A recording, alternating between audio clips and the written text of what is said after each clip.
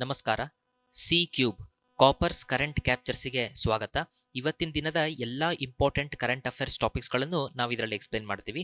ರೆಫರೆನ್ಸಿಗೆ the Hindu news paper ಹಿಡ್ಕೊಂಡಿದ್ರು ಕೂಡ ಬೇರೆ ಬೇರೆ ಸೋರ್ಸ್ಗಳಿಂದ ನಾವು ಇಂಪಾರ್ಟೆಂಟ್ ಇನ್ಫಾರ್ಮೇಷನ್ಸ್ಗಳನ್ನು ನಾವಿಲ್ಲಿ ಹಾಕ್ತೀವಿ. ನಿಮಗೆ ಇಲ್ಲಿ ನಾವು ಯೂಸ್ ಮಾಡಿರುವಂತಹ PDF ನಿಮಗೆ ಬೇಕಾದಲ್ಲಿ ನೀವು ಕಾಪರೇಜ್ ಆ್ಯಪನ್ನು ಡೌನ್ಲೋಡ್ ಮಾಡ್ಕೊಳ್ಳಿ.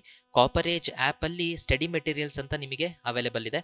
ಈ ಸ್ಟಡಿ ಮೆಟೀರಿಯಲ್ಸ್ ಅಲ್ಲಿ ಕಾಪರ್ ಕಟ್ಟಿಂಗ್ಸ್ ಅಂತ ಇದೆ. ಈ ಕಾಪರ್ ಕಟ್ಟಿಂಗ್ಸ್ ಅಲ್ಲಿ ನಿಮಗೆಲ್ಲ PDF ಸಿಗುತ್ತೆ. ಇವತ್ತಿಂದು news paper April 26, 2022 Tuesday news paper. ಈ ನ್ಯೂಸ್ ಪೇಪರಲ್ಲಿ ಒಂದು 2 ಆರ್ಟಿಕಲ್ ಮಾತ್ರ ನಾನು ಡೀಟೇಲ್ಡ್ ಅನಾಲಿಸಿಸ್ ಮಾಡಬೇಕು. ಇನ್ನು ಮಿಕ್ಕಿರುವಂಥದ್ದು ಎಲ್ಲ ಆರ್ಟಿಕಲ್ಸ್ ಕೂಡ ವ್ಯಾಲ್ಯೂ ಅಡಿಷನ್ಸ್, ಪ್ರೀವಿಯಸ್ಲಿ ನಾನು ಮಾಡಿರುವಂಥ ಆರ್ಟಿಕಲ್ಗಳಿಗೆ ವ್ಯಾಲ್ಯೂ ಅಡಿಷನ್ ಇರುವಂಥದ್ದು. ಈಗ ಫಸ್ಟ್ ಶೀಟಲ್ಲಿ ನೋಡೋಣ. No limits to Russia China ties says EU chief amid Ukraine war. ಹಾಗಾಗಿ ಇದರಲ್ಲಿ ನಮಗೆ ಯುರೋಪಿಯನ್ ಕಮಿಷನ್ ಅಂದರೆ ಏನು ಇದೆಲ್ಲದನ್ನು ಕೂಡ ನಾನು ಡೀಟೇಲ್ ಆಗಿ ಇನ್ನೊಂದು ಯಾವ್ದಾರ ಆರ್ಟಿಕಲ್ ಹೇಳ್ತೀನಿ. Just European Commission president Ursula madam ಹೆಸರೊಂದು ನಿಮಗೆ ಗೊತ್ತಿರಲಿ. ಇವ್ರು ಇಲ್ಲಿ ಬಂದು ಏನು ಹೇಳ್ತಿದ್ದಾರೆ ಅಂದರೆ, ಒನ್ಸ್ ಅಗೇನ್ ಇಲ್ಲಿ ಉಕ್ರೇನ್ ವಾರಿಂದ ರಷ್ಯಾ ಮತ್ತು ಚೈನಾ ಸ್ಟ್ರಾಂಗ್ ಆಗ್ತಿದೆ, ಹಾಗಾಗಿ ಇಂಡಿಯಾ ನೀವು ಹೆಂಗಾದ್ರೂ ಮಾಡಿ ರಷ್ಯಾಗೆ ಆಪೋಸಿಟ್ ಮಾಡಬೇಕು. ಇವೆಲ್ಲ ಕಥೆಗಳು ಇವರು ಡಿಸ್ಕಸ್ ಮಾಡ್ತೀರಾ, ನಮಗೆ ಅಷ್ಟು ಇಂಪಾರ್ಟೆಂಟ್ ಇಲ್ಲ. Next, chief justice of India mulls listing of pleas on removal of JNK special status. ಇದ್ರ ಬಗ್ಗೆ ಡೀಟೇಲ್ಡ್ ಅನಾಲಿಸಿಸ್ ನಾನು ನಿಮಗೆ ಇದರಲ್ಲೇ ಒಂದು ಆರ್ಟಿಕಲ್ ಬರುತ್ತೆ, ಆ ಆರ್ಟಿಕಲ್ ನಾನು ಕೊಡ್ತೀನಿ. ಏನು ಸ್ಪೆಷಲ್ ಸ್ಟೇಟಸ್ಸು, ಏನು ಕತೆ, ಜಮ್ಮು ಕಾಶ್ಮೀರಿಂದ ಏನು ಇಶ್ಯೂಸ್ ನಡೀತಿದೆ ಅಂತ ಅಂದ್ಬಿಟ್ಟು ನಾನು ನಿಮಗೆ ಅದರಲ್ಲಿ ಹೇಳ್ತೀನಿ. ದೆನ್ ಇಲ್ಲಿ ನೋಡಿದ್ರೆ post bail Jignesh Mevani arrested in another case. Already ಇದ್ರ ಬಗ್ಗೆ ನಾನು ಬೇಸಿಕ್ಸ್ ನಿಮಗೆ ಹೇಳಿದ್ರಿಂದ ಜಿಗ್ನೇಶ್ ಮೇವಾನಿದ್ ಕೇಸ್ ಏನಾಗಿದೆ, ಗುಜರಾತ್ ಅಲ್ಲಿರುವಂಥ ಲೆಜಿಸ್ಲೇಟರು ಅಸ್ಸಾಂ ಪೊಲೀಸ್ ಬಂದು ಹಿಡಿದಾಕಿದ್ದಾರೆ ಟ್ವಿಟರಲ್ಲಿ ಏನೋ ಟ್ವೀಟ್ ಮಾಡಿದಕ್ಕೋಸ್ಕರ. ಸೊ ಹಾಗಾಗಿ ಅವರಿಗೆ ಆ ಒಂದು ಪವರ್ಸ್ ಇದೆಯಾ ಅಥವಾ ಈ ಥರ ಕ್ರಿಮಿನಲ್ ಲಾಸನ್ನು ಯೂಸ್ ಮಾಡ್ಬೋದು ಅನ್ನೋದ್ರ ಬಗ್ಗೆ ಡೀಟೇಲ್. ಸೊ ಹಾಗಾಗಿ ಈಗ ಬೇಲ್ ಕೊಟ್ಟು ಸಿಕ್ಕಿದೆ. ಅದಕ್ಕೆ ಆ ಬೇಲ್ ಸಿಕ್ಕಿದ್ಮೇಲೆ ಮತ್ತಿನ್ಯಾವುದೋ ಇನ್ನೊಂದು ಕೇಸಲ್ಲಿ ಅರೆಸ್ಟ್ ಮಾಡ್ಯಾರೆ. ಸೊ ನೀಟಾಗಿ ಗೊತ್ತಾಗ್ತಿದೆ ಇದು ಪೊಲಿಟಿಕಲ್ ವೆಂಡೇಟಾ ಅಂತಂದ್ಬಿಟ್ಟು. Next, Tamil Nadu clips governor power to appoint vice chancellors. Actually governor of the state ಇದಾರಲ್ಲ, governor of the state is a chancellor to all the universities of the state. ಆ ಸ್ಟೇಟಲ್ಲಿ ಯಾವುದೇ ಒಂದು ಯೂನಿವರ್ಸಿಟಿ ಇತ್ತು ಅಂದರೆ, ಈಗ ಉದಾಹರಣೆಗೆ ನಾವು ಕರ್ನಾಟಕದಲ್ಲಿ ನೋಡ್ರಿ ದಾವಣಗೆರೆ ಯೂನಿವರ್ಸಿಟಿ ಇದೆ, ಅದಕ್ಕೆ ಚಾನ್ಸಲರ್ ಯಾರು? ಗವರ್ನರು. ಅದೇ ಥರ VTU ಇದೆ, ಚಾನ್ಸಲರ್ ಯಾರು? ಗವರ್ನರು. ಅದೇ ಥರ ನಮಗೆ ಹಂಪಿ ಯೂನಿವರ್ಸಿಟಿ ಇದೆ, ಚಾನ್ಸಲರ್ ಯಾರು? ಗವರ್ನರು. ಸೊ ಈ ಥರ ಎಲ್ಲದಕ್ಕೂ ಕಾಮನ್ ಚಾನ್ಸಲರ್ ಗವರ್ನರೇ. ವೈಸ್ ಚಾನ್ಸಲರ್ನ ನಾವು ಅಪಾಯಿಂಟ್ ಮಾಡ್ತಾ ಹೋಗ್ತೀವಿ. ಆಕ್ಚುಲಿ ವೈಸ್ ಚಾನ್ಸಲರ್ನ ಹೆಂಗ್ ಅಪಾಯಿಂಟ್ ಮಾಡ್ತಾರೆ ಅಂತಂದ್ರೆ, ಸೊ ಅದನ್ನ ವೈಸ್ ಚಾನ್ಸಲರ್ನ ಈ appoints vice chancellor from A panel of 3 names. ಅಂದ್ರೆ ಒಂದು ಸೆಲೆಕ್ಷನ್ ಕಮಿಟಿ ಮಾಡಿರ್ತಾರೆ ಪ್ರತಿಯೊಂದು ಸ್ಟೇಟಲ್ಲೂ. ಈ ಸೆಲೆಕ್ಷನ್ ಕಮಿಟಿ 3 ಜನದ ಹೆಸರನ್ನ ಶಿಫಾರಸ್ ಮಾಡುತ್ತೆ. 3 ಜನದ ಹೆಸರು ಶಿಫಾರಸ್ ಮಾಡಿದ ಮೇಲೆ ಅದರಲ್ಲಿ ಗವರ್ನರು ಯಾವ್ದಾದ್ರು ಒಂದು ನೇಮನ್ನ ಸೆಲೆಕ್ಟ್ ಮಾಡ್ತಾರೆ. ಹಿಂಗೆ ವೈಸ್ ಚಾನ್ಸಲರ್ನ ಸೆಲೆಕ್ಟ್ ಮಾಡ್ತಿದ್ರು ಅಂತ ಪ್ರೊಸೀಜರ್ ಇದ್ದಂಥದ್ದು. ಅಂಥದ್ರಲ್ಲಿ ಗವರ್ನರಿಗೆ ಇದು ಗವರ್ನರ್ ದಟ್ ಈಸ್ ಚಾನ್ಸಲರಿಗೆ ಈ ಪವರ್ ಇತ್ತಲ್ಲ, ಈ ಪವರ್ನ ಈಗ ತಮಿಳ್ನಾಡು ತೆಗೆದಾಕ್ಬಿಟ್ಟಿದೆ. ಈ ಕರೆಂಟ್ಲಿ ತಮಿಳ್ನಾಡು ಏನ್ ಹೇಳ್ತಿದೆ ಅಂತಂದ್ರೆ, ಗೌರ್ಮೆಂಟ್ ಇದೆಯಲ್ಲ ತಮಿಳ್ನಾಡು ಗೌರ್ಮೆಂಟು, ಆ ಗೌರ್ಮೆಂಟಿಗೆ ಪವರ್ ಇದೆ ವೈಸ್ ಚಾನ್ಸಲರ್ನ ಸೆಲೆಕ್ಟ್ ಮಾಡೋದಕ್ಕೆ. ಅಂದ್ರೆ ಗವರ್ನರ್ ಹತ್ರ ಪವರ್ ಇತ್ತಲ್ಲ, ಆ ಪವರ್ನ ಏನ್ ಮಾಡಿದ್ದಾರೆ? ಕ್ಲಿಪ್ ಮಾಡಿದ್ದಾರೆ. ತಮಿಳ್ನಾಡುಗೆ ಯಾಕ್ರಿ ತಮಿಳ್ನಾಡು ನೀವು ಹಿಂಗ್ ಮಾಡಿದಿರಾ ಅಂತ ಅಂದ್ಬಿಟ್ಟು ಕೇಳಿದ್ರೆ, ಇಲ್ಲ ಗುಜರಾತ್ ಅಲ್ಲೂ ಕೂಡ ಮತ್ತೆ ತೆಲಂಗಾಣದಲ್ಲೂ ಕೂಡ ಗೌರ್ಮೆಂಟ್ಗೆ ಪವರ್ ತಗೊಂಡಿದ್ದಾರೆ ಅವರು ವೈಸ್ ಚಾನ್ಸಲರ್ ಅಪಾಯಿಂಟ್ ಮಾಡೋದಕ್ಕೆ. ನಾವು ಇಷ್ಟು ದಿನ ಕೊಟ್ಟಿದ್ದೀವಿ, ನಾವು ತೆಗಿತಿದೀವಿ ಅಂತ ಹೇಳ್ತಿದ್ದಾರೆ. ಓಕೆ, ದೆನ್ ಅದಾದ್ಮೇಲೆ ಅಡ್ವರ್ಟೈಸ್ಮೆಂಟ್ಸ್ ಇದೆ. ಮೇನ್ ಪೇಜಲ್ಲಿ ಅಡ್ವರ್ಟೈಸ್ಮೆಂಟ್ ಕೊಡೋಕ್ಕೆ ಆಗ್ತಾ ಇಲ್ಲ, ಬಟ್ ಸೂನ್ ಕೊಟ್ಟೇ ಕೊಡ್ತೀವಿ. ಹಾಗಾಗಿ ಇಲ್ಲಿ ಮತ್ಯಾವುದು ಆರ್ಟಿಕಲ್ ಇಲ್ಲ, ಮತ್ಯಾವುದು ಆರ್ಟಿಕಲ್ ಇಲ್ಲ ಅಲ್ಲ? ಎಸ್, ಮತ್ಯಾವುದು ಆರ್ಟಿಕಲ್ಸ್ ಇಲ್ಲ. ಓಕೆ, ದೆನ್ ಅದಾದ್ಮೇಲೆ end coal supply crisis for NALCO in 24 hours. Already ನನ್ನ ಪ್ರೀವಿಯಸ್ ಆರ್ಟಿಕಲ್ಸ್ ಅಲ್ಲಿ ಕೋಲ್ ಯಾಕೆ ಇಂಪಾರ್ಟೆಂಟು, ದಟ್ ಈಸ್ ಕೋಲು ಅದು ಈಸಿ ಟು ಸೆಟಪ್ ಇರ್ಬೋದು, ಆಮೇಲೆ ಜೆಸ್ಟೇಷನ್ ಪೀರಿಯಡ್ ಕಮ್ಮಿ ಇರೋದಿರ್ಬೋದು, ಅಬಂಡೆಂಟ್ ಆಗಿ ಕೋಲ್ ಸಿಗೋಂಥದ್ದು ಇರ್ಬೋದು, ಇವೆಲ್ಲ ಕಾರಣ. ಈಗ ಕೋಲ್ ಸಪ್ಲೈ ಕ್ರೈಸಿಸ್ ಯಾಕಿದೆ ಅಂತಂದ್ರೆ, ಕೋವಿಡ್ ಇಂದ ಮೈನಿಂಗ್ ಮಾಡಲಿಲ್ಲ, ಮಾನ್ಸೂನ್ ಚೆನ್ನಾಗಿದ್ದರಿಂದ ಮೈನಿಂಗ್ ಆಗಲಿಲ್ಲ. ಅದಾದ್ಮೇಲೆ ಕೋವಿಡ್ ಆದ್ಮೇಲೆ ಸಡನ್ ಆಗಿ ಎಕಾನಮಿ ಪಿಕಪ್ ಆಯಿತು. ಈಗ ಮಾನ್ಸೂನ್ ಆದ್ಮೇಲೆ ಸಮ್ಮರ್ ಬಂದಿದೆ. ಸೊ ಹಾಗಾಗಿ ಈ ಕಾರಣಗಳಿಂದ ಕೋಲು ಶಾರ್ಟೇಜ್ ಆಗ್ತಾ ಇದೆ. ಈ ಶಾರ್ಟೇಜ್ ಕೋಲನ್ನ ಕೇಂದ್ರ ಸರ್ಕಾರ ಇದನ್ನ ಪೂರೈಸಕ್ ಆಗ್ತಿಲ್ಲ. ಹಂಗಾಗಿ ತಮಿಳ್ನಾಡು CM ಇವರು ಪ್ರೈಮ್ ಮಿನಿಸ್ಟರ್ಗೆ ಲೆಟರ್ ಬರೆದಿದ್ರು, ಚಿಟ್ಟಿ ಬರೆದಿದ್ರು, ದಟ್ ನಮಗೆ ಕೋಲ್ ಸಪ್ಲೈ ಮಾಡಿ ಅಂತ. ಅದಾದ್ಮೇಲೆ ಗುಜರಾತ್, ಮಹಾರಾಷ್ಟ್ರ ಇವರೆಲ್ಲರೂ ಕೂಡ ಕೋಲನ್ನ ಇಂಪೋರ್ಟ್ ಮಾಡ್ಕೊಳೋದಕ್ಕೆ ಇವರು ಪ್ಲಾನ್ ಮಾಡ್ತಿದ್ರು. ಹಾಗಾಗಿ ಕೋಲ್ ಕ್ರೈಸಿಸ್ ನಡೀತಿದೆ, ಅದನ್ನ ಎಂಡ್ ಮಾಡಿ ಅಂತ ಅಂದ್ಬಿಟ್ಟು ಹೈಕೋರ್ಟ್ ಕೇಳ್ತಿದೆ.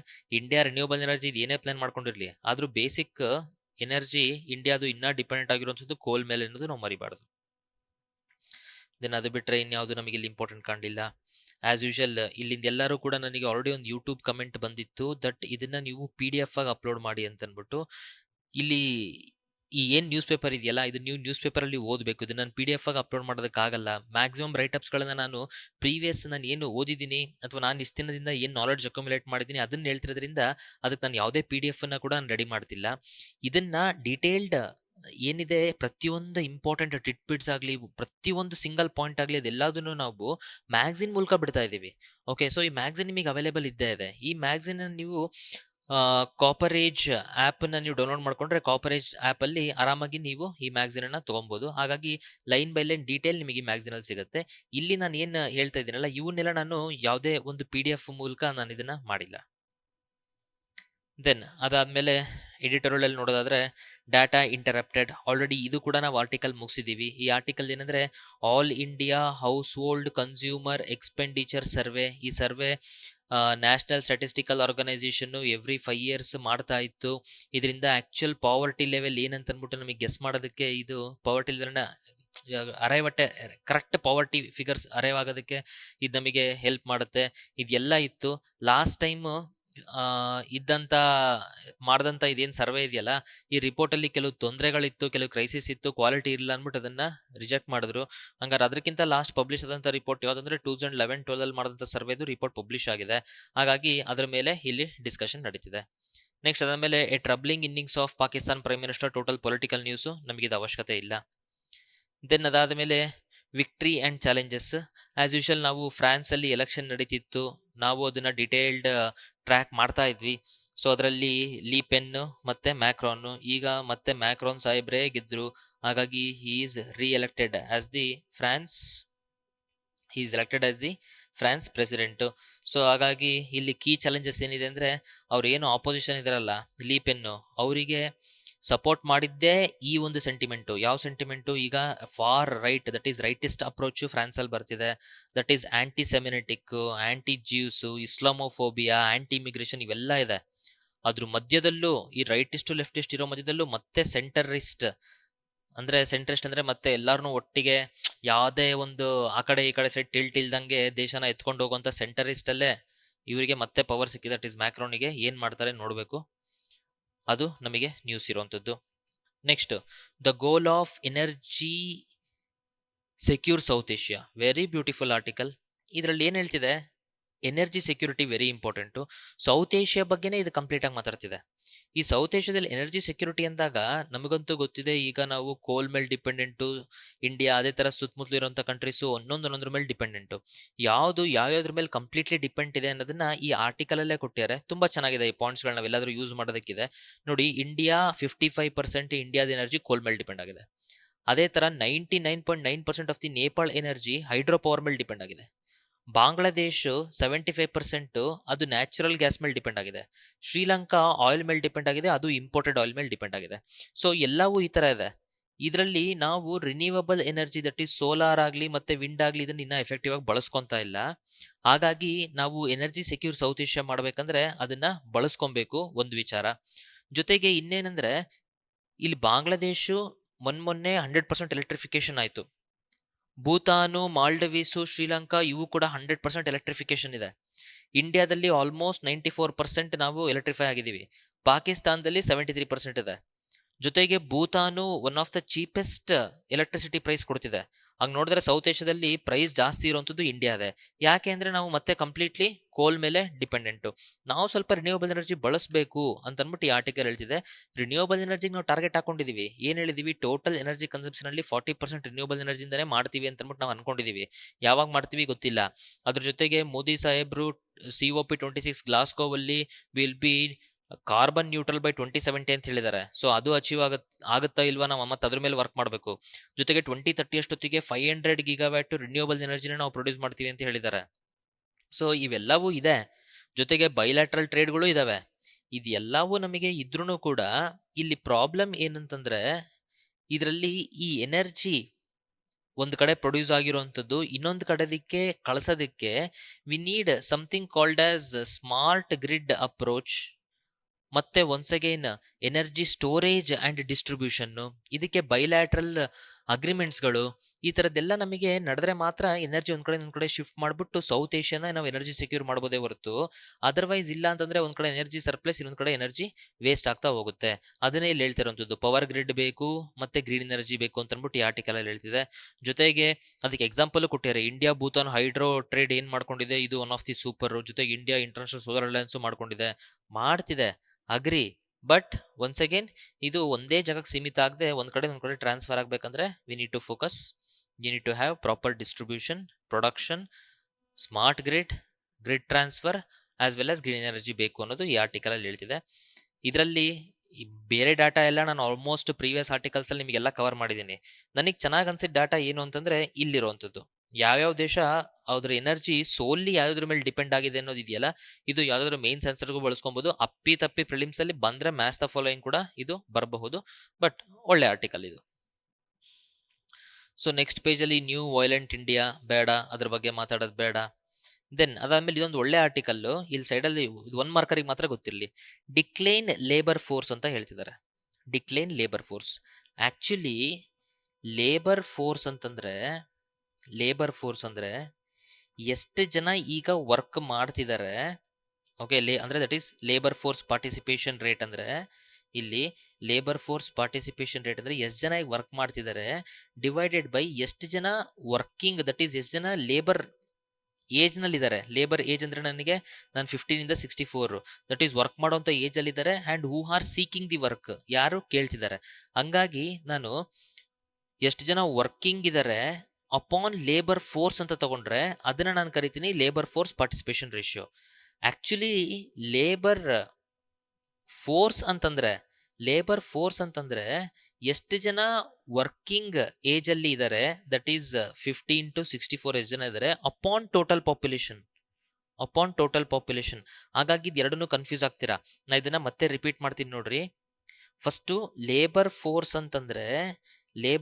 ಅಂದ್ರೆ 15 to 64 ಯಾರು ಏಜ್ ಇದ್ದಾರೆ ಅಪಾನ್ ಟೋಟಲ್ ಪಾಪ್ಯುಲೇಷನ್. ಅರ್ಥ ಆಗ್ತಿದೆ? ಇದನ್ನ ಲೇಬರ್ ಫೋರ್ಸ್ ಅಂತ ಕರಿತೀವಿ. ಲೇಬರ್ ಫೋರ್ಸ್ ಪಾರ್ಟಿಸಿಪೇಟಿಂಗ್ ರೇಟ್ ಅಂತಂದ್ರೆ ಹಂಗಂದ್ರೆ ನಮಗೆ ಈಗ ಇಲ್ಲಿದೆ ನೋಡ್ರಿ, ಎಷ್ಟು ಜನಕ್ಕೆ ಆಕ್ಚುಲಿ ಕೆಲಸ ಸಿಕ್ಕಿದೆ, that is their currently working, divided by this labour force. ಅಂದ್ರೆ ಇಲ್ಲಿ ನೀವು ನೋಡ್ಬೇಕಾಗಿರುವಂತದ್ದು ಏನಂದ್ರೆ ಇಲ್ಲಿರುವಂತದ್ದು ಡಿನಾಮಿನೇಟರ್ಲಿ ಪಾಪ್ಯುಲೇಷನ್, ಇಲ್ಲಿರುವಂತದ್ದು ಡಿನಾಮಿನೇಟರ್ಲಿ ಲೇಬರ್ ಫೋರ್ಸ್. ಇದು ಪಾಪ್ಯುಲೇಷನ್ ಅಲ್ಲ. ಹಾಗಾಗಿ ಇದ್ರ ಮೇಲೆ ಒಂದು ಆಲ್ರೆಡಿ MCQ ಬಂದಿದೆ. So be careful. That is labour force participation rate ಅಲ್ಲಿ it is the working people who are currently working or seeking divide by labour force ಇರುವಂತದ್ದು. ಓಕೆ, ಅದನ್ನ ಕನ್ಫ್ಯೂಸ್ ಆಗ್ಬಿಟ್ರಿ. ಅದೊಂದು ನಿಮಗೆ ಟಿಟ್ಬಿಟ್ಟಿಗೆ ಒಂದು ಬಿಟ್ರೆ ಮತ್ತಿನ್ ಯಾವುದಕ್ಕೂ ನಿಮಗೆ ಅದು ಇಂಪಾರ್ಟೆಂಟ್ ಇಲ್ಲ. ಓಕೆ, ಇದು ಆಲ್ರೆಡಿ ಎಕನಾಮಿ ಬೇಸಿಕ್ಸ್ ಅಲ್ಲಿ ಅದನ್ನ ಡೀಟೇಲ್ ಹೇಳಿದ್ದೀನಿ. ನೆಕ್ಸ್ಟ್ ಕುರಿಲ್ ಐಲ್ಯಾಂಡ್ಸ್ ಬಗ್ಗೆ ಕೋರಲ್ ಓವರ್ ಕುರಿಲ್ ಐಲ್ಯಾಂಡ್ಸ್ ಇದೆ. ಇದ್ರ ಬಗ್ಗೆ ನಾನೊಂದು ಡೀಟೇಲ್ಡ್ ಅನಾಲಿಸಿಸ್ ನಾನು ನಿಮಗೆ ಮಾಡ್ಕೊಡ್ತೀನಿ, ಡೋಂಟ್ ವರಿ. ದೆನ್ ಅದಾದ್ಮೇಲೆ a docket full of unresolved constitution issues. This is also very beautiful article. ಈ ಆರ್ಟಿಕಲ್ ಏನ್ ಹೇಳ್ತಿದೆ ಅಂದ್ರೆ ನೋಡಿ, ಆಕ್ಚುಲಿ ಇಂಡಿಯನ್ ಕಾನ್ಸ್ಟಿಟ್ಯೂಷನ್ ಫ್ರೇಮ್ ಮಾಡ್ಬೇಕಾದ್ರೆ ಏನ್ ಹೇಳಿದ್ರು, ಯಾರ್ದಾದ್ರೂ ಜನದ ಫಂಡಮೆಂಟಲ್ ರೈಟ್ಸ್ ಅನ್ನ ಸ್ಟೇಟೇ ಅದಕ್ಕೆ ತೊಂದರೆ ಕ್ರಿಯೇಟ್ ಮಾಡ್ತು ಅಂದ್ರೆ, ಸ್ಟೇಟ್ ಅಂದ್ರೆ ಇಲ್ಲಿ ಕರೆಂಟ್ಲಿ ಗೌರ್ಮೆಂಟ್ ಅಂತ ಅರ್ಥ. ಸೊ ಗೌರ್ಮೆಂಟೇ ಫಂಡಮೆಂಟಲ್ ರೈಟ್ಸ್ ಗೆ ಹಾನಿ ಉಂಟು ಮಾಡ್ತು ಅಂದ್ರೆ ಅಂತ ಕೇಸ್ಗಳು ಏನಾರ ಸುಪ್ರೀಂ ಕೋರ್ಟ್ ಹತ್ರ ಅಥವಾ ಜುಡಿಷರಿಗೆ ಬಂತು ಅಂದ್ರೆ ಅದನ್ನ 1 ತಿಂಗಳಲ್ಲೇ ಸಾಲ್ವ್ ಮಾಡಬೇಕು. ಇಲ್ಲ ಅಂತಂದ್ರೆ ಇದನ್ನ ಹಂಗೆ ಬಿಟ್ರೆ ಸ್ಟೇಟಿಗೆ ಅಡ್ವಾಂಟೇಜು, ಜನ ಸುಮ್ನೆ ಅಲ್ಲಿಂದ ಇಲ್ಲಿಗೆ ಅಡ್ಡಾಡ್ಕೊಂಡು ಅವ್ರ ನ್ಯಾಯಕ್ಕೋಸ್ಕರ ಹೊಡೆದಾಡ್ಬೇಕಾಗತ್ತೆ. ಹಾಗಾಗಿ ಇದನ್ನ ಸ್ಟೇಟಸ್ ಕ್ಯೂಯೋ ಅಂದ್ರೆ ಸೇಮ್ ಸ್ಟೇಟಸ್ ಅಲ್ಲಿ ಇಡಂಗಿಲ್ಲ, ಒಂದೇ ತಿಂಗಳಲ್ಲಿ ಇದಕ್ಕೆ ರಿಸಲ್ಟ್ ಕೊಡ್ಬೇಕಂತ ಅನ್ಬಿಟ್ಟು ಆ ಡಿಸ್ಕಷನ್ಸ್ ಇಂಡಿಯನ್ ಕಾನ್ಸ್ಟಿಟ್ಯೂಷನ್ ಮಾಡ್ಬೇಕಾದ್ರೆ ನಡೆದಿತ್ತು. ಆದ್ರೆ ಫೈನಲ್ ಕಾನ್ಸ್ಟಿಟ್ಯೂಷನ್ ಅಲ್ಲಿ ಇದನ್ನ ಅವರು ತಂದು ಅದನ್ನ ಫ್ರೇಮ್ ಮಾಡೋದಕ್ಕಾಗ್ಲಿಲ್ಲ. ಸೊ ಹಾಗೆ ಈ ಪ್ರಾವಿಷನ್ ಇಲ್ಲ. ಈ ಪ್ರಾವಿಷನ್ ಇಲ್ಲದೆ ಇರೋಂಥದ್ದು ಈಗ ಎಷ್ಟು ಎಫೆಕ್ಟ್ ಆಗಿದೆ ನೋಡ್ರಿ. ಆಕ್ಚುಲಿ ಜಮ್ಮು ಕಾಶ್ಮೀರಿಂದು ಏನಪ್ಪಾ ಇದು ಇಶ್ಯೂ, ಜಮ್ಮು ಕಾಶ್ಮೀರನ ಏಕಾಏಕಿ ಇವರು ಸ್ಟೇಟ್ ಇಂದ ಯೂನಿಯನ್ ಟೆರಿಟರೀಸ್ ಮಾಡ್ಬಿಟ್ರಲ್ಲ, ಹಂಗಾಗಿ ಇದ್ರ ಮೇಲೆ ನಮಗೆ ಅಪೀಲ್ ಇದೆ ಅಂತ ಅನ್ಬಿಟ್ಟು chief justice of India Ramana ಅವ್ರಿಗೆ ಕೇಳಿದ್ರೆ ರಮಣ ಅವರು ಇಲ್ಲ, ಈಗ ಸಮ್ಮರ್ ವೆಕೇಶನ್ ಇದೆ, ಸಮ್ಮರ್ ವೆಕೇಶನ್ ಆದ್ಮೇಲೆ ಕಾನ್ಸ್ಟಿಟ್ಯೂಷನ್ ಬೆಂಚ್ ಸೆಟಪ್ ಮಾಡ್ಬೇಕಲ್ಲ, ಕಾನ್ಸ್ಟಿಟ್ಯೂಷನ್ ಬೆಂಚ್ ಸೆಟಪ್ ಮಾಡ್ಬೇಕಂದ್ರೆ 5 ಜಡ್ಜಸ್ ಇರಬೇಕು. ಸೊ ಹಾಗಾಗಿ ಬೇರೆ ಜಡ್ಜಸ್ ಇಂದೆಲ್ಲ ನಾನು ಸ್ಕೆಡ್ಯೂಲ್ ಗಳನ್ನ ನೋಡ್ಕೊಂಡು ಸಮ್ಮರ್ ವೆಕೇಶನ್ ಆದ್ಮೇಲೆ ಈ ವಿಚಾರ ನಡೀತೀನಿ ಅಂತ ಹೇಳ್ತಿದ್ದಾರೆ.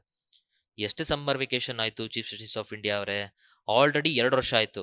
2 ವರ್ಷ ಆದ್ರೂ ಕೂಡ ಈ ಕಡೆ ಸೈಡ್ ಮೋದಿಜಿ ಹೋಗ್ಬಿಟ್ಟು ಜಮ್ಮು ಕಾಶ್ಮೀರಲ್ಲಿ ಡೆಲ್ಲಿಗೂ ಮತ್ತೆ ಇದು ಜಮ್ಮು ಕಾಶ್ಮೀರ್ಗೂ ಇದ್ದಂತ ದೂರನ ಕಮ್ಮಿ ಮಾಡಿದೀವಿ, that is Delhi say B ಅವ್ರ ದಿಲ್ ಸೇ ಬಿ. ಜಮ್ಮು ಕಾಶ್ಮೀರ ಏನ್ ದೂರ ಆಯ್ತು ಅದನ್ನ ಒಂದ್ ಮಾಡಿದೀವಿ ಅಂತ ಈ ಕಡೆ ಮೋದಿ ಸಾಬ್ ಭಾಷಣ ಕೊಡ್ತಿದ್ದಾರೆ. ಈ ಕಡೆ ನೋಡಿದ್ರೆ first of all Jammu Kashmir special status ಕೊಟ್ಟಂತ 379 ಹೆಂಗ್ ತೆಗೆದ್ರಿ ಗುರು, ನಿಮಗೆ ಪವರ್ ಹೆಂಗ್ ಸಿಕ್ತು ಅನ್ನೋದು ಇಲ್ಲಿ ಚರ್ಚಾಸ್ಪದವಾಗಿದೆ. ಸೊ ಅಂತದನ್ನ ಇವ್ರು ಬೇಗ ಕೇಸನ್ನ ಮುಗಿಸ್ಬೇಕೇ ಹೊರತು ಇದನ್ನ ಸುಮ್ನೆ ಹೋಲ್ಡ್ ಅಲ್ಲಿ ಇಡ್ಕೊಂಡ್ರೆ ತೊಂದ್ರೆ. ಹಾಗಾಗಿ ಇಲ್ಲಿ ಕೆಲವು ಲೋಪದೋಷಗಳು ಅಫ್ಕೋರ್ಸ್ ಇದಾವೆ. ಏನ್ ಲೋಪದೋಷಗಳಿದೆ ಇಲ್ಲಿ ಫಸ್ಟ್ ವಿಚಾರ ಹೇಳ್ತಿದೆ. ಈಗ ಆರ್ಟಿಕಲ್ 356 ಪ್ರಕಾರ ಯಾವ್ದಾದ್ರು ಒಂದು ಸ್ಟೇಟ್ ಅಲ್ಲಿ break down of constitution machinery break down ಆಯ್ತು ಅಂದ್ರೆ ದೆನ್ ಅವಾಗ ಸೆಂಟರ್ ಈ ಸ್ಟೇಟ್ ಅನ್ನ ತನ್ನ ಕಂಟ್ರೋಲಿಗೆ ತಗೊಳುತ್ತೆ. ದಟ್ ಈಸ್ ಪ್ರೆಸಿಡೆಂಟ್ ರೂಲ್ ನಾವು ಹೇಳ್ತೀವಿ. ಸೊ 356 ಯಾವಾಗ break down of the constitution machinery. ಇವರು ಆರ್ಟಿಕಲ್ 356 ಪ್ರಕಾರ ಏನು ಪ್ರೆಸಿಡೆಂಟ್ ಇಂದ ಆರ್ಡಿನೆನ್ಸ್ ಹಾಕ್ಬಿಟ್ಟು ಇಲ್ಲಿಂದ ಪವರ್ ನ ಎತ್ಕೊಂಡ್ರು, ದಟ್ ಈಸ್ ಜಮ್ಮು ಕಾಶ್ಮೀರ್ ಮೇಲೆ ಆಕ್ಷನ್ ಮಾಡಿದ್ರು. ಆ ಆಕ್ಷನ್ ಮಾಡ್ಬೇಕಾದ್ರೆ ಆ ಟೈಮಲ್ಲಿ ಯಾವುದೇ ಗೌರ್ಮೆಂಟು ಇರಲಿಲ್ಲ, ಅಸೆಂಬ್ಲಿನೂ ಇರಲಿಲ್ಲ. ಗೌರ್ಮೆಂಟೇ ಇಲ್ಲ, ಅಸೆಂಬ್ಲಿನೇ ಇಲ್ಲ ಅಂತಂದ್ರೆ ನೀವು ಪ್ರೆಸಿಡೆಂಟ್ ರೂಲ್ ಯಾರ ಮೇಲೆ ಹಾಕ್ತಿದ್ದೀರಾ?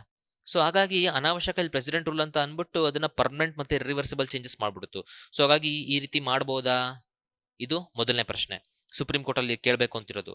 ಎರಡನೇ ಪ್ರಶ್ನೆ ಬಂದ್ಬಿಟ್ಟು, ಈಗ ಇವರು ಆರ್ಟಿಕಲ್ 3 ಆಫ್ ದಿ ಕಾನ್ಸ್ಟಿಟ್ಯೂಷನ್ ಪ್ರಕಾರ ಏನ್ ಹೇಳುತ್ತೆ, ಸೆಂಟರಿಗೆ ಪವರ್ ಇದೆ ಯಾವ್ದಾರ ಸ್ಟೇಟ್ ಬೈಫರ್ಗೇಟ್ ಮಾಡೋದಕ್ಕೋ, ಕೂಡ್ಸೋದಕ್ಕೋ ಅಥವಾ ಅದರದ್ದು ಬೌಂಡ್ರೀಸ್ ನ ಚೇಂಜ್ ಮಾಡೋದಕ್ಕೋ ಸೆಂಟರ್ ಕೈಲ್ ಪವರ್ ಇದೆ. ಯಾಕಂದ್ರೆ ಸೆಂಟರ್ ಯಾವಾಗ್ಲೂ ತನ್ನ ಅಡ್ಮಿನಿಸ್ಟ್ರೇಟಿವ್ ಕನ್ವೀನಿಯನ್ಸಿಗೋಸ್ಕರ ತಾನು ಈ ತರ ಡಿವಿಷನ್ಸ್, ಆಮೇಲೆ ದಟ್ ಈಸ್ ಬೈಫರ್ಕೇಶನ್, ಆಮೇಲೆ ಎರಡು ಸ್ಟೇಟಿನ ಕೂಡ್ಸೋವಂಥದ್ದು, ಬೌಂಡ್ರಿನ ಆಲ್ಟರ್ ಮಾಡುವಂಥದ್ದು ಮಾಡುತ್ತೆ. ಆದ್ರೆ ಇಲ್ಲಿ ಇದ್ದಂತ ಸ್ಟೇಟ್ ಹುಡ್ ಇದ್ದಂತ ಒಂದು ಜಾಗನ ಅದನ್ನ ಡಿಗ್ರೇಡ್ ಮಾಡ್ಬಿಟ್ಟು ಯೂನಿಯನ್ ಟೆರಿಟರಿ ಮಾಡುವಂತ ಪವರ್ ಕೂಡ ಇದೆಯಾ? ಹಂಗಿದೆ ಅಂತಂದ್ರೆ ನಮ್ದೇನ್ ಫೆಡರಲ್ ಸ್ಟ್ರಕ್ಚರ್ ಇದೆಯಲ್ಲ, ಇದು completely it is at the mercy of the parliament. ಅಂದ್ರೆ ಪಾರ್ಲಿಮೆಂಟ್ ಇಷ್ಟ ಬಂದಾಗ India that is union of States ಅಂತ ಅಂದ್ಬಿಟ್ಟು ಇರುವಂತ ಆರ್ಟಿಕಲ್ 1 ಅನ್ನ ಇವರು India that is union territory ಅಂತ ಈಸಿಯಾಗಿ ಮಾಡ್ಬಿಡ್ಬೋದು. ಈ ಪವರ್ ಇದೆಯಾ? ಇದು ಕೂಡ ಕ್ವಶನ್ ಮಾರ್ಕ್. ಸೊ ಹಾಗಾಗಿ ಇಷ್ಟು ಕ್ವಶನ್ ಮಾರ್ಕ್ ಇರುವಂತ ಸಂದರ್ಭದಲ್ಲಿ ಇಂಥ ಕೇಸಸ್ಗಳನ್ನ ನೀವು ಫಾಸ್ಟ್ ಆಗಿ ಆಕ್ಟ್ ಮಾಡ್ಬೇಕೆ ಹೊರತು ಇದನ್ನ ಹಂಗೆ ಇಟ್ರೆ ಇದು ಆಬ್ವಿಯಸ್ಲಿ ಜನಕ್ಕೆ ಇದರಿಂದ ತೊಂದರೆ. ಇದು ಒಂದೇ ಕೇಸ್ ಅಲ್ಲ, ಆಕ್ಚುಲಿ ಸೀರೀಸ್ ಆಫ್ ಕೇಸಸ್ ಗಳನ್ನ ಈ ಆರ್ಟಿಕಲ್ ಹೇಳಿದ್ದಾರೆ. ಇನ್ನೊಂದು ಬ್ಯೂಟಿಫುಲ್ ಕೇಸ್ ಇವ್ರು ಏನ್ ಹೇಳಿದ್ದಾರೆ ಅಂತಂದ್ರೆ, with respect to electoral bond ಅಂತೂ 4 ವರ್ಷ ಆಯ್ತು ಈ ವಿಚಾರ ಬಂದು. ಎಲೆಕ್ಟ್ರಲ್ ಬಾಂಡ್ ಏನು? ಈಗ ಆಕ್ಚುಲಿ ಮುಂಚೆ ಯಾರಾದ್ರೂ ಕೂಡ 20,000 ಮೇಲೆ ಅವರು ಏನಾದ್ರೂ ಒಂದು ಪಾರ್ಟಿಗೆ ಫಂಡ್ ಹಾಕಂಗಿದ್ರೆ ದೆನ್ ಅವರು ಹೆಸರು ಇದು ಎಲ್ಲದನ್ನು ಕೊಟ್ಬಿಟ್ಟು ಅವರು ಯಾರು ಅಂತ ಅನ್ಬಿಟ್ಟು ಗೊತ್ತಾಗ್ತಿತ್ತು. 20,000 ಮೇಲ್ ಕೊಡಂಗಿದ್ರೆ ಅವ್ರದೆಲ್ಲಾ ಡೀಟೇಲ್ಸ್ ಗಳನ್ನು ಏನ್ ಮಾಡ್ಬೇಕು, ಈ ಪಾರ್ಟಿ ಎಲೆಕ್ಷನ್ ಕಮಿಷನ್ಗೆ ಸಬ್ಮಿಟ್ ಮಾಡ್ಬೇಕು. ಆ ತರ ಇತ್ತು. ಅದಕ್ಕೆ ಜನ ಏನ್ ಮಾಡ್ತಿದ್ರು, 19,500 ರೂಪಾಯಿ ಈ ತರ ಡಿಪಾಸಿಟ್ಗಳು ಮಾಡ್ತಿದ್ರು ಪಾರ್ಟಿಗೆ. ಈಗ ನಾನು ಒಬ್ನೇ 1 ಲಕ್ಷ ಮಾಡ್ಬೇಕು ಅಂತ ಅನ್ಕೊಳ್ರಿ, ನಾ ಈ 1 ಲಕ್ಷ ಎಲ್ಲ ಬ್ಲಾಕ್ ಮೇಲ್ ದುಡಿದಿರ್ತೀನಿ. ಈ 1 ಲಕ್ಷ ನಾನು ನನಗೆ ಬೇಕಾದಂತ ಪಾರ್ಟಿ ಕೊಟ್ಬಿಟ್ಟೆ ಅಂತಂದ್ರೆ ಆ ಪಾರ್ಟಿ ನನ್ನ ಡೀಟೇಲ್ಸ್ ನೆಲ್ಲ ಸಬ್ಮಿಟ್ ಮಾಡ್ಬೇಕು, ಈತ 1 ಲಕ್ಷ ಕೊಟ್ಟ ಅಂತ. ಅದ್ರ ಬದಲು ನಾನೇನ್ ಮಾಡ್ತೀನಿ, 6 ಜನದ ಹೆಸರಲ್ಲಿ 19,500 ರೂಪಾಯಿ ಹಿಂಗ್ ನಾನು ಇಡ್ತಿದ್ದೆ. ಸೊ ಅದು ಮುಂಚೆ ನಡೀತಿತ್ತು. ಇಲ್ಲ ಇದು ತಪ್ಪು, ಹಂಗಾಗಿ ಯಾರು ಅಂತ ನಮಗೆ ಗೊತ್ತಾಗಲ್ಲ ಅನ್ನೋ ಕಾರಣಕ್ಕೋಸ್ಕರ ಇವ್ರು ಎಲೆಕ್ಟ್ರಲ್ ಬಾಂಡ್ ಅಂತಂದ್ರು. ಎಲೆಕ್ಟ್ರಲ್ ಬಾಂಡ್ ಅಂದ್ರೆ ಒಂದು ಬಾಂಡ್ ಇರುತ್ತೆ ಬ್ಯಾಂಕ್ ಅಲ್ಲಿ. ಸೊ ಯಾರು ಬೇಕಾದ್ರೂ ದುಡ್ಡು ಕೊಟ್ಬಿಟ್ಟು ಈ ಬಾಂಡ್ ಅನ್ನು ತಗೊಬಹುದು. ಈ ಬಾಂಡ್ ತಗೊಂಡ್ಬಿಟ್ಟು ಈ ಬಾಂಡ್ ಇವರು ಹೋಗ್ಬಿಟ್ಟು ಪೊಲಿಟಿಕಲ್ ಪಾರ್ಟಿ ಕೊಡ್ತಾರೆ. ಆ ಪೊಲಿಟಿಕಲ್ ಪಾರ್ಟಿ ಬ್ಯಾಂಕಿಗೆ ಈ ಬಾಂಡ್ ತೋರಿಸ್ಬಿಟ್ಟು ದುಡ್ಡನ್ನ ಹಾಕೊಳುತ್ತೆ. ಇಲ್ಲೂ ಪೂರ್ತಿ ಅನಾನಿಮಸ್ ಆಯ್ತು. ಯಾರು ಈ ಉದಾಹರಣೆಗೆ ನನ್ನ ಕೆಲಸದವ್ರ ಹತ್ರ ಕಳಿಸ್ಬಿಟ್ಟು ಒಂದು ಎಲೆಕ್ಟ್ರಲ್ ಬಾಂಡ್ ನಾನು ತರಿಸ್ತೀನಿ, ನಾನು ಅದನ್ನ ಇನ್ನೊಬ್ನಿಗೆ ಕೊಡ್ತೀನಿ, ಇನ್ನೊಬ್ಬಿನ ಕೊಡ್ತಾನೆ, ಹೆಂಗೋ ಸೇರಿ ಯಾರ್ದೋ ಪಾರ್ಟಿ ಕೆಲಸ ಸೇರ್ಕೊಳುತ್ತೆ. ಈ ಬಾಂಡ್ ಅಲ್ಲಿ ಯಾರು ದುಡ್ಡು ಕೊಟ್ಟು ತಗೊಂಡಿದ್ದು ಈ ಬಾಂಡ್ ಅಂತ ಅಂದ್ಬಿಟ್ಟು ಡೀಟೇಲ್ಸ್ ಇರಲ್ಲ. ಈ ಬಾಂಡ್ ಅನ್ನ ತಗೊಂಡ್ಬಿಟ್ಟು ಇವರು ಡೈರೆಕ್ಟ್ಲಿ ಬ್ಯಾಂಕ್ ಅಲ್ಲಿ ಇಡ್ತಾರೆ, ದುಡ್ಡು ಸಿಗುತ್ತೆ. ಹಾಗಾಗಿ ಇಲ್ಲಿ ಅನಾನಿಮಸ್. ಸೊ ಅಂದ್ರೆ ಯಾರು ಕೊಡ್ತಿದ್ದಾರೆ ಅಂತ ಅಂದ್ಬಿಟ್ಟು ಇಲ್ಲಿ ಡೀಟೇಲ್ ಆಗಿ ಗೊತ್ತಾಗ್ತಿಲ್ಲ. ಆತರ ಎಲೆಕ್ಟ್ರಲ್ ಬಾಂಡ್ ಇನ್ನ ಹೆಲ್ಪ್ ಮಾಡೋ ಬದಲು ಇನ್ನು ಉಲ್ಟಾನೇ ಇದು ಮಾಡಿದೆ. ಹಾಗಾಗಿ ಇದ್ರ ಮೇಲೂ ಕೂಡ ಪೆಟಿಷನ್, ಇದ್ರ ಮೇಲೂ ಕೂಡ ಕೇಸಸ್ ನ ಸುಪ್ರೀಂ ಕೋರ್ಟ್ ಅಲ್ಲಿ ಹಾಕಿದ್ದಾರೆ. ಬಟ್ ಅದ್ರ ಬಗ್ಗೆ ಇನ್ನೂ ಆಕ್ಷನ್ ತಗೊಂಡಿಲ್ಲ. ಹಾಗಾಗಿ ನೋಡ್ರಿ, ಚೀಫ್ ಜಸ್ಟಿಸ್ ಆಫ್ ಇಂಡಿಯಾ ಸಾಹೇಬ್ರೆ ದೊಡ್ಡ ಬೆಂಚ್ಗಳನ್ನ, ಕಾನ್ಸ್ಟಿಟ್ಯೂಷನಲ್ ಬೆಂಚ್ಗಳನ್ನ ಸೆಟಪ್ ಮಾಡೋದಾಗ್ಲಿ, ಯಾವ ಕೇಸ್ ಯಾವಾಗ ಬರ್ಬೇಕು ಏನಂತ ಅಂದ್ಬಿಟ್ಟು ಸ್ಕೆಡ್ಯೂಲ್ ಮಾಡೋದಾಗ್ಲಿ, ಇದೆಲ್ಲದು ನಿಮ್ ಕೈನಲ್ಲಿರುತ್ತೆ. ನಿಮ್ ಕೈಯಲ್ಲಿರುವಂತ ಸೋಲ್ ಪವರ್. ನೀವು ಈ ತರ ಡಿಲೇ ಮಾಡಂಗಿಲ್ಲ. ನೀವು ಇದು ಜವಾಬ್ದಾರಿಯುತ ಪೊಸಿಷನ್ ಇರುವಂತವ್ರು. ನೀವು ಸ್ಟೇಟಸ್ ಕ್ಯೂ ಇಟ್ರಿ ಅಂತಂದ್ರೆ, ಹಿಂಗೆ ಸೇಮ್ ಸ್ಟೇಟಸ್ ಇಟ್ರಿ ಅಂದ್ರೆ ಸ್ಟೇಟಿಗೆ ದಟ್ ಈಸ್ ಗೌರ್ಮೆಂಟ್ಗೆ ಹೆಲ್ಪ್ ಆಗುತ್ತೆ. ಜನ ಪ್ರಾಬ್ಲಮ್ ಫೇಸ್ ಮಾಡಿದರೆ ಆಕ್ಷನ್ ತಗೊಳ್ಳಿ ಅನ್ನೋದನ್ನ ಈ ಆರ್ಟಿಕಲ್ ಅಲ್ಲಿ ಗೌತಮ್ ಬಟಿಯಾ ಸಾಹೇಬ್ರು, that is Delhi based lawyer, ಇವ್ರು ಇದ್ರಲ್ಲಿ ಹೇಳ್ತಿದ್ದಾರೆ. One of the beautiful article ಇದು. ಓಕೆ, ದೆನ್ ಇದರಲ್ಲಿ ಮತ್ತೆ ಯಾವುದು ನ್ಯೂಸ್ ಇಂಪಾರ್ಟೆಂಟ್ ಇಲ್ಲ. ಇಲ್ಲೊಂದು ಟಿಟ್ಬಿಟ್ ಇದೆ. ಎಸ್, ಏನ್ ಟಿಟ್ಬಿಟ್ಸ್ ಅಂದ್ರೆ, once again Indus water treaty 1960 ನಡೆದಂಥದ್ದು. ಇದರಲ್ಲಿ ಚೀನಾಬು, ಜೀಲಮು, ಇಂಡಸ್ಸು ಇದು ಕಂಪ್ಲೀಟ್ಲಿ ಪಾಕಿಸ್ತಾನ್ ಜವಾಬ್ದಾರಿ, ಅಂದ್ರೆ ಪಾಕಿಸ್ತಾನಿಗೆ ಸೇರಿದ್ದು. ಇನ್ ಮಿಕ್ಕಿದ್ದು ಇರುವಂತ ದಟ್ ಈಸ್ ಬಿಯಾಸ್ ಇರ್ಬೋದು, ಸಟ್ಲೇಜ್ ಇರ್ಬೋದು, ರಾವಿ ಇರ್ಬೋದು, ಇದು ಏನ್ ರಿವರ್ ಇದೆಯಲ್ಲ ಇದು ಇಂಡಿಯಾಗೆ ಸೇರಿದ್ದು. ಬಟ್ ಆದ್ರೂ ಕೂಡ ಇದ್ರ ಮೇಲೆ ಏನಾದ್ರು ಪ್ರಾಜೆಕ್ಟ್ ಗಳನ್ನ ಅಥವಾ ಹೈಡ್ರೋ ಪವರ್ ಪ್ರಾಜೆಕ್ಟ್ ಗಳನ್ನ ಇಂಡಿಯಾ ಮಾಡಂಗಿದ್ರೆ ಈ ರಿವರ್ ಅಲ್ಲಿ ಹರಿಯುವಂತಹ ನದಿ ನೀರಿನ ಮಟ್ಟ, ದಟ್ ಈಸ್ ನ್ಯಾಚುರಲ್ ಫ್ಲೋ ಅಥವಾ ecological flow of the river ಅಂತ ಅಂದ್ಬಿಟ್ಟು ಹೇಳ್ತೀವಿ. ಎಕೋಲಾಜಿಕಲ್ ಫ್ಲೋಗೆ ತೊಂದರೆ ಆಗ್ಲಿಲ್ಲಂಗೆ ನಾವೇನಾದ್ರೂ ಇಲ್ಲಿ ಡ್ಯಾಮ್ ಗಳನ್ನ ಕಟ್ಬೋದು. ಹಂಗಾಗಿ ನಾವು ಇಲ್ಲಿ ಡ್ಯಾಮ್ ಗಳನ್ನ ಕಟ್ಕೊಂಡ್ರು ಪಾಕಿಸ್ತಾನ ಇಲ್ಲ ಎಕೋಲಾಜಿಕಲ್ ಫ್ಲೋ ಹಾಳಾಗುತ್ತೆ ಅಂತ ಅಂದ್ಬಿಟ್ಟು ಇಂಟರ್ನ್ಯಾಷನಲ್ ಕೋರ್ಟ್ ಆಫ್ ಜಸ್ಟಿಸ್ಗೆ ಎಷ್ಟೊಂದು ಸತಿ ಕಂಪ್ಲೇಂಟ್ ಕೊಟ್ಟಿದೆ. ಈಗ ಮತ್ತೆ ಅದೇ ತರ ಒಂದು ವಿಚಾರ ಇಲ್ಲಿ ಏನ್ ನಡೀತಿದೆ ಅಂತಂದ್ರೆ ಚೀನಾಬ್ ರಿವರ್, ಅಂದ್ರೆ ನಾವು ಇದರಲ್ಲಿ ಚೀನಾಬು ಮತ್ತೆ ಜೀಲಮ್ಮು, ಇಂಡಸ್ ಇದೆಯಲ್ಲ ಇದು ಕಂಪ್ಲೀಟ್ಲಿ ಪಾಕಿಸ್ತಾನ ಅಂದ್ರೂ ಕೂಡ ಇದು ಇಂಡಿಯಾದಲ್ಲಿ ಫ್ಲೋ ಬೇಕಾದ್ರೆ ಇದಕ್ಕೆ ತೊಂದರೆ ಆಗ್ಲಿಲ್ಲಂಗೆ, ಪಾಕಿಸ್ತಾನಿಗೆ ಎಕೋಲಾಜಿಕಲ್ ಫ್ಲೋ ಹೋಗದೆ ಇರಂಗೆ ಇವರು ಇಲ್ಲಿ ಏನಾದ್ರು ಕನ್ಸ್ಟ್ರಕ್ಷನ್ ಮಾಡಬಹುದು. ಆ ತರನೇ ಇಂಡಿಯಾ ಈಗ ಏನ್ ಮಾಡ್ತಿದೆ ಅಂದ್ರೆ ರ್ಯಾಟೆಲ್ ಮತ್ತೆ Kwar hydro power project Chenab river ಮೇಲೆ ಕನ್ಸ್ಟ್ರಕ್ಟ್ ಮಾಡ್ಬೇಕಂತ ಪ್ಲಾನ್ ಮಾಡ್ತಿರುವಂತ ಒಂದು ಸಂದರ್ಭದಲ್ಲಿ ಇಲ್ಲ ಇದು ಇಂಡಸ್ ವಾಟರ್ ಟ್ರೀಟಿ 1960ಗೆ ಇದು ಧಕ್ಕೆ ಆಗುತ್ತೆ ಅನ್ಬಿಟ್ಟು ಪಾಕಿಸ್ತಾನ ಇದ್ರ ಮೇಲೆ ಮತ್ತೆ ಇವರು ಆಪೋಸಿಷನ್ ಸ್ಟಾರ್ಟ್ ಮಾಡಿದ್ದಾರೆ. ಹಾಗಾಗಿ ನಮಗೆ ಇದೇನು ಟಿಟ್ಪಿಟ್ಸ್ 1 ಮಾರ್ಕ್ ಇಂದ ನಮಗೆ ಏನ್ ಗೊತ್ತಿರ್ಬೇಕಂದ್ರೆ ರ್ಯಾಟೆಲ್ ಮತ್ತೆ ಕ್ವಾರ್ ಹೈಡ್ರೋ ಪವರ್ ಪ್ರಾಜೆಕ್ಟ್ ಯಾವ ನದಿ ಮೇಲೆ, ಚಿನಾಬ್ ನದಿ ಮೇಲೆ ಅಷ್ಟೇ. ಅದು ಬಿಟ್ಟಿದ್ರಲ್ಲಿ ನಮಗೆ ಮತ್ತೆ ಯಾವ್ದು ಇಂಪಾರ್ಟೆಂಟ್ ಇಲ್ಲ. ಇನ್ನಿದೆಲ್ಲ ಪೊಲಿಟಿಕಲ್ ನ್ಯೂಸ್ ಯೂಸ್ ಇಲ್ಲ, ಇದು ಅಷ್ಟೇ. ಓಕೆ, ದೆನ್ ಇದರಲ್ಲಿ yes, India is the third highest military spender. Okay, third highest military spender ಎಷ್ಟಂದ್ರೆ ಗ್ರೇಟರ್ ದೆನ್ 75 ಬಿಲಿಯನ್ ನಾವು ಸ್ಪೆಂಡ್ ಮಾಡ್ತಿದೀವಿ. It is for the military. ಅರ್ಥ ಆಗ್ತಿದ್ಯಾ? ಅದರಲ್ಲಿ ಟೋಟಲ್ ಫಸ್ಟ್ ಟಾಪ್ 5 ಹಂಗಾರೆ ಯಾರ್ಯಾರು ಇದಾರೆ ಅಂತಂದ್ರೆ ಫಸ್ಟ್ ಬಂದು US, ನೆಕ್ಸ್ಟ್ ಬಂದು ಚೈನಾ, ಅದಾದ್ಮೇಲೆ ಇಂಡಿಯಾ, ಅದಾದ್ಮೇಲೆ UK, ಅದಾದ್ಮೇಲೆ ರಷ್ಯಾ. ಅದರಲ್ಲಿ USA ಮತ್ತೆ ಚೈನಾದ ಏನ್ ಸ್ಪೆಂಡಿಂಗ್ ಇದೆಯಲ್ಲ ಬರೀ ಇವರಿಬ್ರು ಸ್ಪೆಂಡಿಂಗ್ ಕೂಡಿದ್ರೆ ಇಡೀ ವರ್ಲ್ಡ್ ಅಲ್ಲಿ 50% ಪ್ಲಸ್ ಸ್ಪೆಂಡಿಂಗ್ ಆಗ್ತಿದೆ US ಚೈನಾದ. ಸೊ ಇಂಡಿಯಾ 3ನೇ ಸ್ಪಾಟ್ ಅಲ್ಲಿ ಇದೆ. ಅದು ಕೂಡ ನಮಗೆ ಜಸ್ಟ್ ಟಿಟ್ ಪಾಯಿಂಟ್ ಆಗಿ ಗೊತ್ತಿರಲಿ. ದೆನ್ ಅದು ಬಿಟ್ರೆ ಮ್ಯಾಕ್ರಾನ್ ಇದು ಯಾವುದು ಅಷ್ಟು ಇಂಪಾರ್ಟೆಂಟ್ ಇಲ್ಲ. ಇಲ್ಲಿ ಆಲ್ರೆಡಿ ನಾವು ಎಕ್ಸ್ಪ್ಲೈನ್ ಮಾಡೋದು ಎಷ್ಟು ಫಸ್ಟ್ ಇದ್ರಲ್ಲ ಹೇಳಿದ್ನಲ್ಲ, ಲೇಬರ್ ಪಾರ್ಟಿಸಿಪೇಷನ್ ಡಿಪ್ ಆಗಿದೆ ಅಂತ ಅಂದ್ಬಿಟ್ಟು ಸೇಮ್ ಇದರಲ್ಲಿ ಕೂಡ ನಮಗೆ ಮತ್ತೆ ಯಾವುದು ಇದರಲ್ಲಿ ಸ್ಪೆಷಲ್ ಪಾಯಿಂಟ್ ಇಲ್ಲ. It's all same. Okay, then ಅದಾದ್ಮೇಲೆ once again IPL, then it's sports news, then at the end Patanjali Baba. So ಇಷ್ಟು ನಮಗೆ ಈ ನ್ಯೂಸ್ ಪೇಪರ್ ಇಂದು total news paper overview. ಈಗ ನ್ಯೂಸ್ ಪೇಪರ್ ಓವರ್ ವ್ಯೂ ಆದ್ಮೇಲೆ ನಾನು ಈ ನ್ಯೂಸ್ ಪೇಪರ್ ಇಂದು ಡೀಟೇಲ್ಡ್ ಅನಾಲಿಸಿಸ್ ಯಾವ್ಯಾವ ಆರ್ಟಿಕಲ್ ಉಳಿಸ್ಕೊಂಡಿದ್ದೀನೋ ಅದನ್ನ ಮಾಡಬೇಕು. ಅಂಥದ್ರಲ್ಲಿ ನಾವು ಉಳಿಸ್ಕೊಂಡಿರೋಂಥ ಆರ್ಟಿಕಲ್ ಇದರಲ್ಲಿ ಈ ನ್ಯೂಸ್ ಪೇಪರ್ ಅಲ್ಲಿ ಯಾವ್ದು ದಟ್ ಈಸ್ ಕುರಿಲ್ ಐಲ್ಯಾಂಡ್ಸ್. ಈಗ ಅದರದ್ದು ಎಕ್ಸ್ಪ್ಲನೇಷನ್ ಮಾಡ್ತೀನಿ. ಈ ಆರ್ಟಿಕಲ್ನ the Hindu 26 April international relation ಅಲ್ಲಿ ಕುರಿಲ್ ಐಲ್ಯಾಂಡ್ಸ್ ಅಲ್ಲಿ ನಾನು ಹಾಕಿದ್ದೀನಿ. First of all Kuril Islands ಅಂದ್ರೆ ಎಲ್ಲಿ ಬರುತ್ತೆ ಅಂತ ನೋಡೋಣ.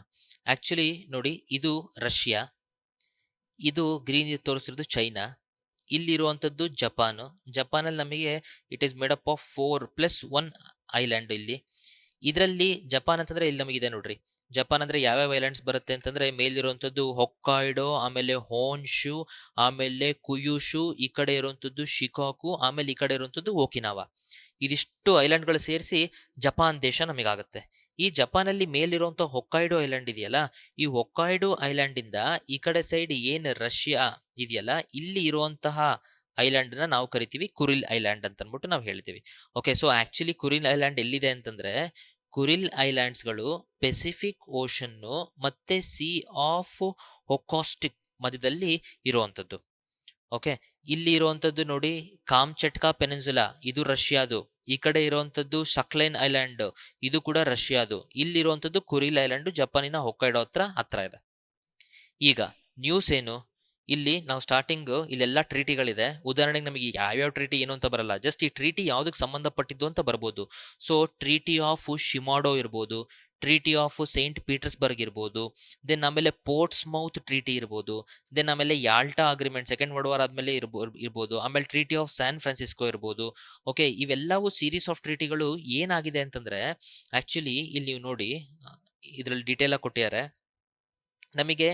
ಇದು ಇಲ್ಲಿ ಇರುವಂತಹ ಐಲ್ಯಾಂಡ್ ಇದೆಯಲ್ಲ, ಇದು ಶಕ್ಲೈನ್ ಐಲ್ಯಾಂಡ್ ಆಯ್ತಾ. ಇಲ್ಲಿರುವಂತದ್ದು ಇದು ಕಾಮ್ಚಟ್ಕಾ. ಇಶ್ಯೂ ಇರುವಂತದ್ದು ಇಲ್ಲಿರುವಂತಹ ಕುರಿಲ್ ಐಲ್ಯಾಂಡ್ಸ್ಗಳು, ದೆನ್ ಅದಾದ ಮೇಲೆ ಇಲ್ಲಿರುವಂತಹ ಸಕ್ಲೈನ್ ಐಲ್ಯಾಂಡ್. ಸೊ 1855 ಅಲ್ಲಿ ಜಪಾನ್ ಈ ಕುರಿಲ್ ಐಲ್ಯಾಂಡ್ಸ್ ಇದಿಷ್ಟು ಜಪಾನ್ ಹಿಡ್ಕೊಂಡಿತ್ತು, ಇದಿಷ್ಟು ಕೂಡ ರಷ್ಯಾ ಹಿಡ್ಕೊಂಡಿತ್ತು, ದಟ್ ಈಸ್ ಬ್ಲೂ. ಇದನ್ನ ಇಬ್ರು ರೂಲ್ ಮಾಡ್ತಿದ್ರು.